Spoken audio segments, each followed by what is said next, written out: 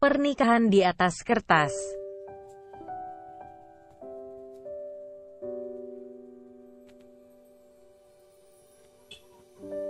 Jangan lupa subscribe ya, dukungan kalian untuk berkembangnya channel Novelku. Jangan lupa tersenyum, kamu berhak bahagia, setidaknya untuk orang-orang yang kamu sayangi. Jangan lupa jaga kesehatan ya.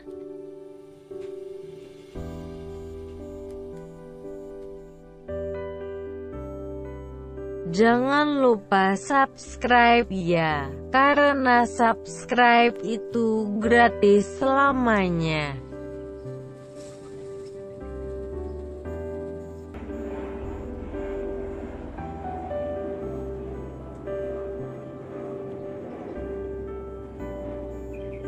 Chapter 77.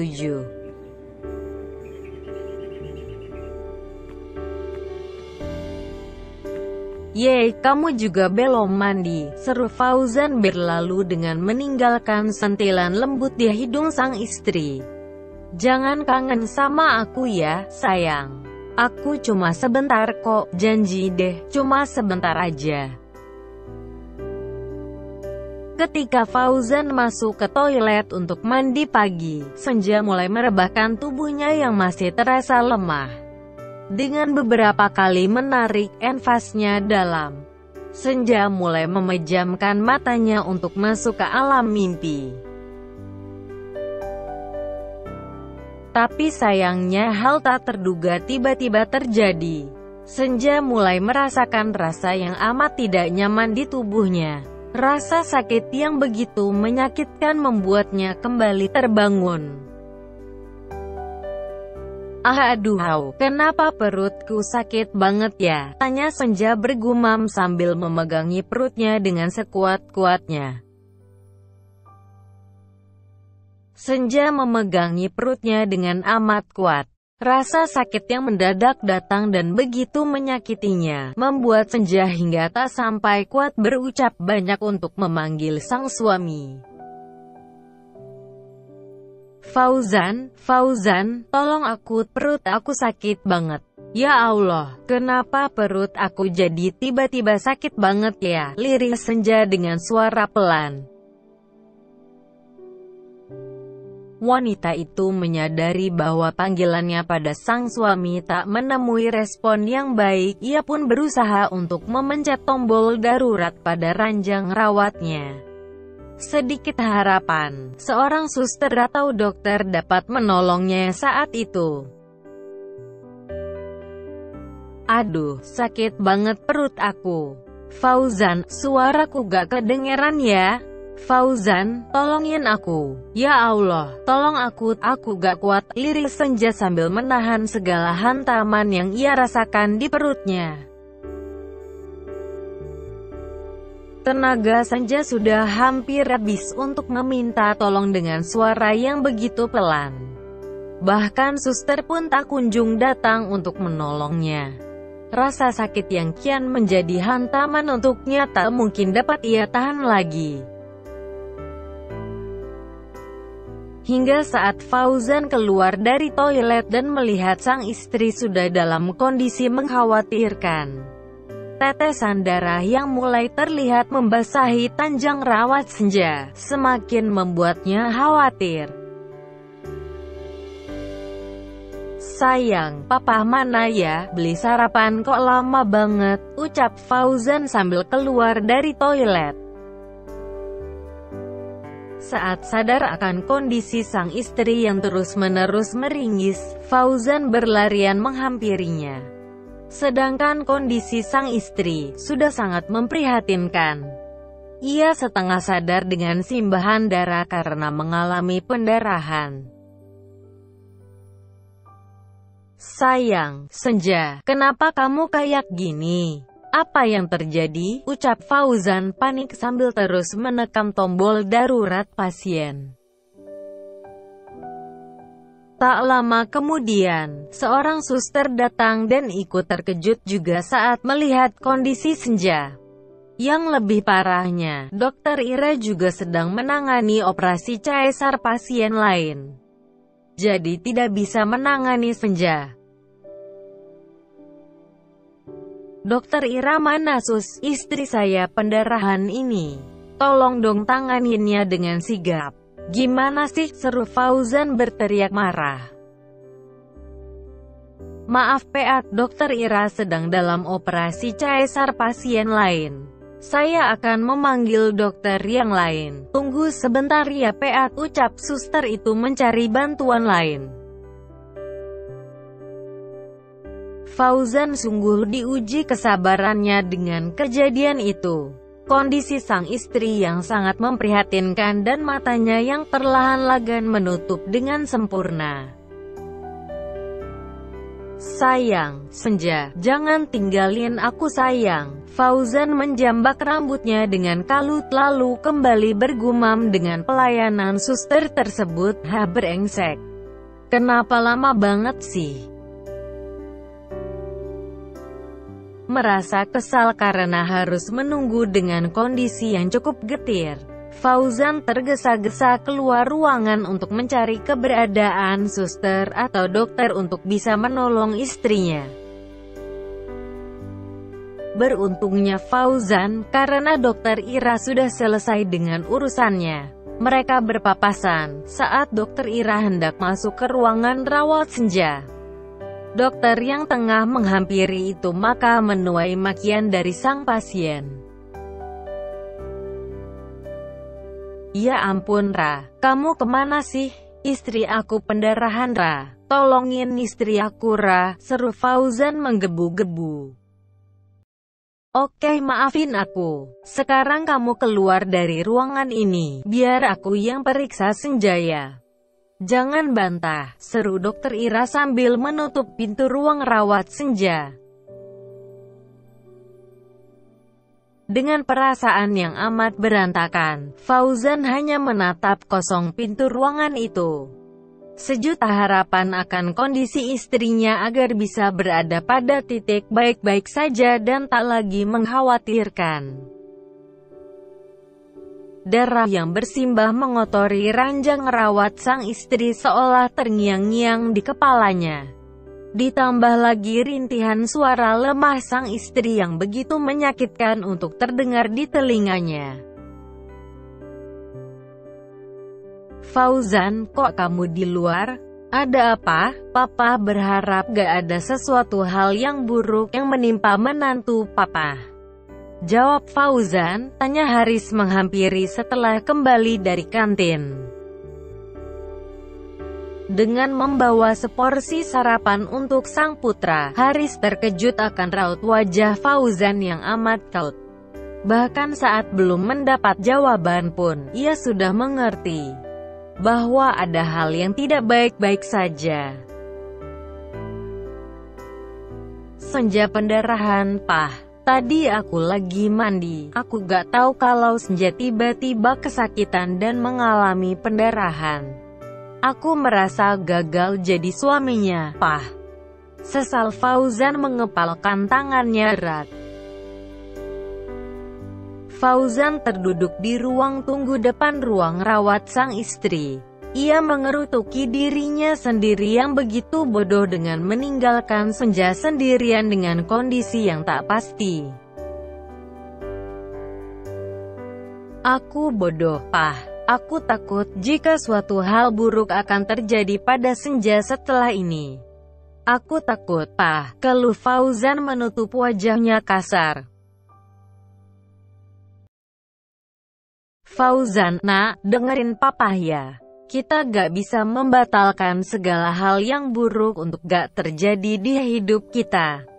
Jangan menyalahkan diri kamu sendiri seperti itu. Kemampuan kamu segitu, kamu juga udah menjaga Senja sebaik yang kamu bisa. Itu udah cukup nak, ucap Haris menenangkan. Tapi Pak, harusnya aku tuh tadi bisa lebih baik lagi dalam menjaga Senja. Jadi masalah yang seperti ini tuh gak akan pernah terjadi, seru Fauzan memukul-mukulkan tangannya ke berbagai arah. Lalu kalau kamu bersikap seperti ini, apa bakal merubah sesuatunya untuk menjadi lebih baik, gak kan? Papa rasa justru malah makin memperkeruh suasana, seru Haris menasihati. Terus aku harus apa, Pak? Aku bener-bener khawatir dan gak bisa berpikiran jernih untuk saat ini. Aku terlalu bodoh, Pak. Aku bodoh banget, seru Fauzan mulai menyalahkan dirinya sendiri. Berdoa, pasrahkan diri dan semua yang udah terjadi sama Allah. Papa yakin menantu Papa akan baik-baik aja. Kamu juga harus yakin, tegas Haris menepuk pundak sang putra dengan lembut. Haris sangat yakin jika cucu dan menantunya akan baik-baik saja. Sebisa mungkin Haris meyakinkan hal itu pada sang putra. Meskipun pada kenyataannya, ia juga sangat mengkhawatirkan mereka. Iya, Pak. Aku yakin anak dan istri aku akan baik-baik aja. Ya Allah, bantu aku, selamatkan anak dan istri aku, ucap Fauzan memohon doa. Setelah beberapa menit berlalu, Fauzan mulai tenang dalam diamnya. Sedangkan ada hal lain yang nyatanya cukup membuat hati Fauzan kembali porak-poranda, dengan tatapan yang tak semestinya. Dokter Ira keluar dengan wajah yang tak bisa dibohongi. Ia meminta suster yang menemaninya untuk membawa Senja ke ruangan USG kembali. Entah apa yang sudah terjadi. Ira, kenapa, Ra? Senja mau dibawa kemana? Senja baik-baik aja kan? Dia gak kenapa-kenapa kan, Ra? Tanya Fauzan penuh khawatir. Kita ke ruang USG lagi ya. Kita akan lihat kondisi bayi kamu. Semoga perkiraan aku salah selama pemeriksaan tadi. Kamu bantu doa ya, seru Dokter Ira sambil berlalu. Dokter Ira bersama dua orang suster yang membawa Senja menggunakan berangkar berjalan mendahului Fauzan dan Haris. Sedangkan kedua laki-laki itu masih terpaku pada harapan yang tak terkabul. Temani istrimu, Senja butuh kamu untuk menjadi kekuatan untuknya. Kamu jangan lemah untuk jadi seorang suami. Kalau untuk jadi seorang suami aja kamu lemah, jangan berharap kamu bisa jadi seorang ayah, seru Haris memberikan kode untuk sang putra mengejar sang istri. Dengan menarik nafasnya dalam-dalam dan membuangnya kasar, Fauzan melontarkan senyumannya sambil menganggukkan kepalanya perlahan. Sentuhan sang ayah seolah memberikan seonggok kekuatan yang tak kasat mata. Tapukannya seraya meyakinkan sang putra bahwa hanya ia yang mampu menyemangati sang istri dalam kondisi jatuhnya. Fauzan berlarian kecil mengejar langkah suster-suster tersebut yang mendorong berangkar sang istri.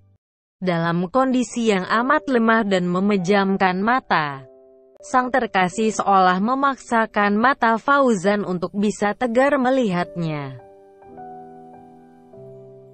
Gimana, Ra? Please, kasih tahu aku yang sebenarnya tentang kondisi Senja. Jangan minta aku untuk menerka-nerka dengan melihat gambar itu ya, Ra, seru Fauzan sambil menunjuk monitor saat Senja di USG.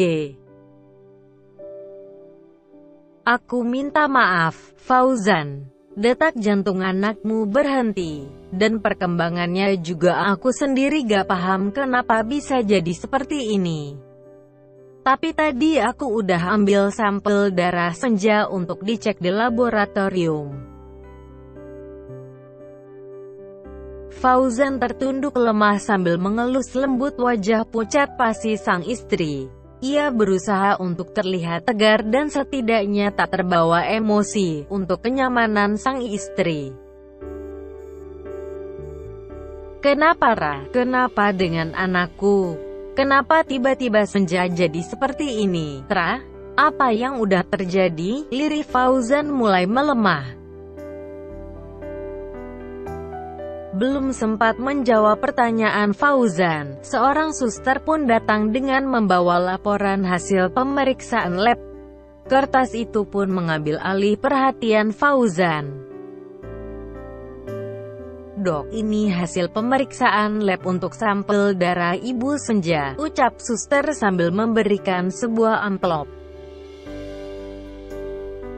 Dokter Ira membuka dan membaca hasil pemeriksaan lab tersebut. Karena isinya yang cukup mengejutkan, Dokter Ira pun terdiam sesaat untuk menyiapkan kata-kata dalam menyampaikan hasilnya pada Fauzan. "Kenapa diem, Ra? Sebenarnya apa yang udah terjadi sama istri aku? Kenapa mendadak kondisi anak aku jadi berhenti kerja jantungnya? Padahal kan tadi pagi kita udah kesini dan kamu juga udah periksa istri aku, lalu semuanya baik-baik aja. Tapi kenapa jadi malah begini, Ra?" tanya Fauzan menggebu-gebu. Di hasil pemeriksaan lab ini menyatakan kalau ada obat asing yang masuk ke dalam tubuh Senja. Kalau berdasarkan dari kandungan obat itu seperti obat yang digunakan untuk menggugurkan kandungan. Fauzan tercengang mendengar penjelasan dari Dokter Ira. Obat penggugur kandungan? Bagaimana bisa? Padahal tadi kan sesaat sebelumnya, Senja sudah mengkonsumsi obat penguat kandungan. Sebentar deh, sebelum ini, Senja makan apa? Apa udah minum obat dari resep yang aku kasih? Tanya Dokter Ira mulai curiga. Gak makan apa-apa kecuali minum obat dari kamu. Jangan memutarbalikkan fakta deh, Ra. Kamu kan yang ngasih obat itu. Senja cuma minum obat yang ada di atas nakas. Gak ada yang lain. Seru Fauzan terbawa emosi lagi. Ya gak mungkinlah aku mencelakakan pasienku sendiri. Jangan sembarangan kamu, Fauzan. Kalau sampai aku tega memberikan obat penggugur kandungan itu pada Senja, pasti nama baikku yang dipertaruhkan di rumah sakit ini, bela Dokter Ira bersikukuh. Lalu siapa yang melakukannya? Apa suster yang tadi kamu suruh itu yang udah menukar obatnya dengan manfaat yang jauh berbeda? Iya, tanya Fauzan semakin tak bisa berpikir jernih. Dokter Ira terdiam dan berpikir jernih sejenak. Masalah yang tak bisa dianggap sepele itu memang harus segera diusut tuntas. Karena ia tak ingin nama baiknya sebagai dokter spesialis obstetri dan ginekologi menjadi buruk saat itu. Gini aja, sekarang kita tolong Senja dulu. Setelah itu aku harus melakukan kuretase pada Senja. Karena janin yang gak berkembang lama-kelamaan akan membahayakan tubuh Senja. Untuk obat-obatan yang tadi Senja minum, akan aku lihat lagi, itu beneran resep yang aku kasih atau bukan. Setelah itu, baru kita bisa mengambil langkah melihat rekaman CCTV di depan ruang rawat Senja. Gimana? Tawar Dokter Ira. To be continue.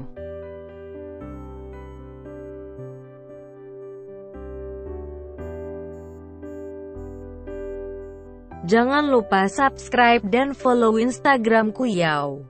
Jaga kesehatan selalu. Thanks for watching.